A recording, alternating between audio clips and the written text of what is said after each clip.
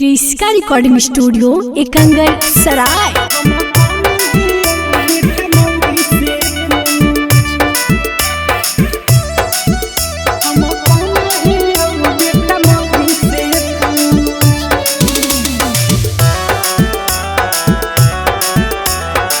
Presented by Kriska films.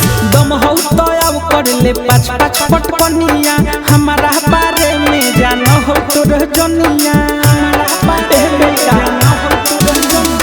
दम हो तो अब कर ले पाँच पाँच पटकनिया, हमारा बारे में जानो हो तोर जनिया।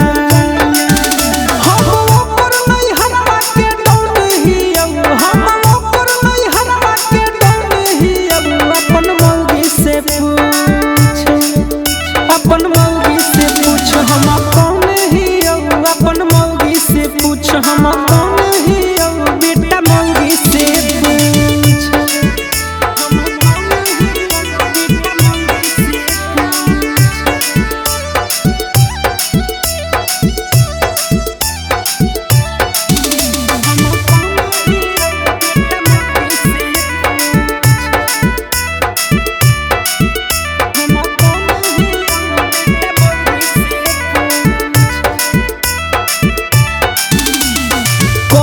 पता पहिले हम रही सतीरी, हम ही हली पहिले वो करमी सतीरी। आज झूठ करके हम छोड़ देली, तब खेल करी गेलौ तोरा भीरी। पता पहिले हम रही सतीरी, हम ही हली पहिले वो करमी सतीरी। आज झूठ कोई के छोड़ देली, तब खेल करी गेलौ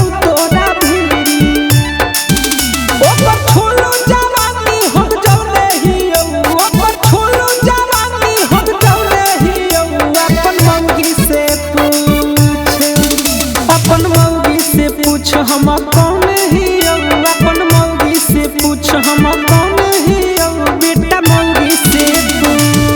हम कौन ही बेटा मौगी से हम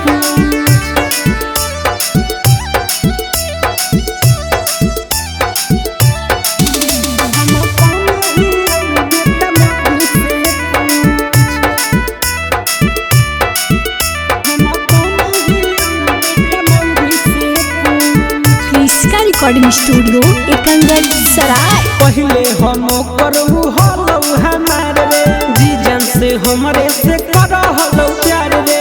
हमरे संगे उ बितावा हलौ रतिया रे, बेटा जहबाऊ हलौ कुआर रे। पहले हम करू हलौ हमार रे, हमरे से जीजन से कर हलौ प्यार रे। हमरे संगे उ बितावा हलौ रतिया, सुने रे बेटा जब हलौ कुमार रे। ओ करैयारवा बालवा नहीं ओ करैयारवा बालवा नहीं अपन मौगी से पूछ।